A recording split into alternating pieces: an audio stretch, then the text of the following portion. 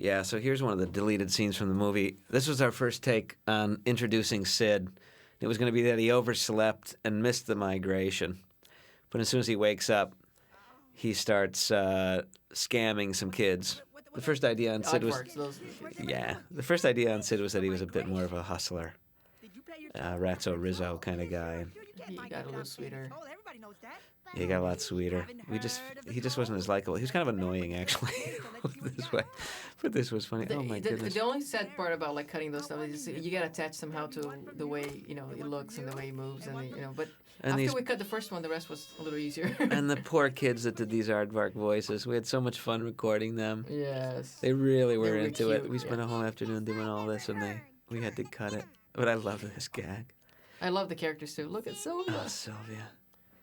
It's so funny. The two reasons we had to rethink this sequence. One is that Sid was annoying as being a hustler. The other was that just being this length, we weren't getting to the story fast enough. You could tell when you watched it with a test audience that they were not following it. But man, this was so good. I love the There's some great animation. petrified there, too. tree gag. And Sylvia is so good.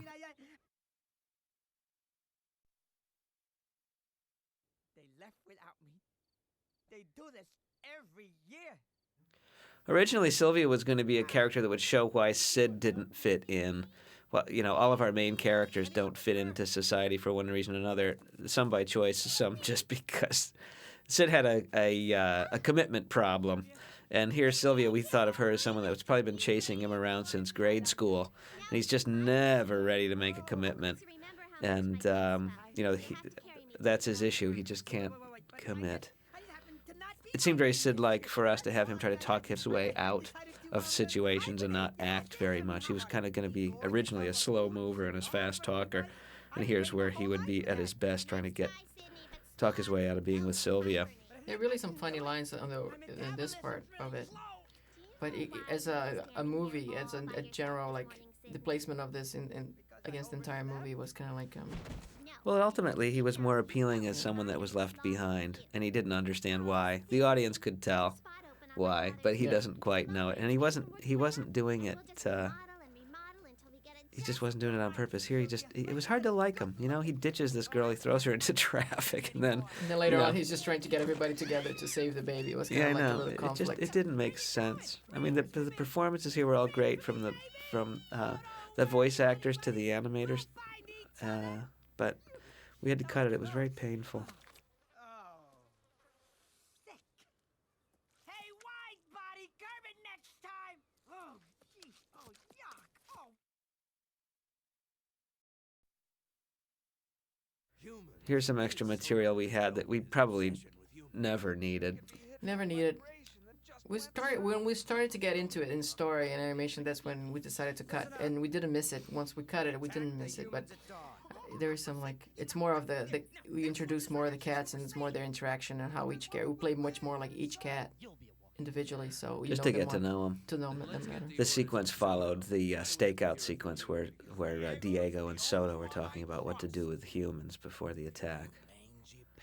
And it just kind of played long, and there was exposition here that we were even laughing for the wrong reasons ourselves. It was just too much.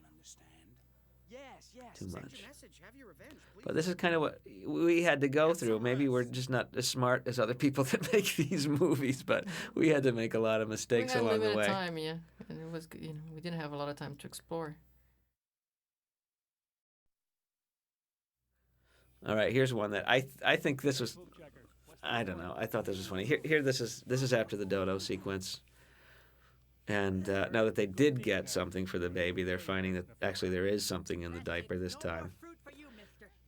Maybe we tread a little too far out on the poop joke gangplank, but the studio encouraged us to come up with something different. And also we had to do the scratch stuff too. So. But there's some good also like cat moments here that would set you up for... I really like the shot. Bury this, bury that. Sid was supposed to bury it. He throws it in the woods, and I like this line a lot. Yeah. Ew, ew, ew. What's that smell? I think we're on the right track. I always love that read of Dietrich's. Wow, that was And the a lot of rest, I digging. think, plays similar. Yeah, this cuts back into the movie. Well, we had more like a business between the two guys, and Yeah. we used a lot of those shots. You know, a lot of these shots, it's exactly the same. We just made them a little bit longer.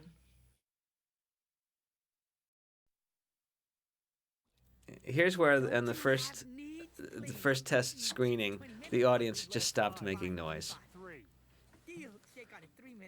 Sid says, "Give me 20 minutes," and Manny says, "Like you'd last 5," and then all laughter ceased. I know. I remember like reading the script and like sometimes go, you know, really, oh boy. But yeah, I have to say, we thought this was funny when we did it. After executing, I think we thought it was funnier than when we. Well, John Leguizamo did the read on this, and he really added good. he added a lot of stuff, and we animated it. And, But he definitely like watching the whole movie with this. It didn't make sense. Well, this was another thing, you know. Sid, he was out of character from the character we ultimately found for him. And here's the version of the sequence that plays in the movie as the rhinos, but Sylvia finds them. Which he used a lot of shots, but we had to adapt.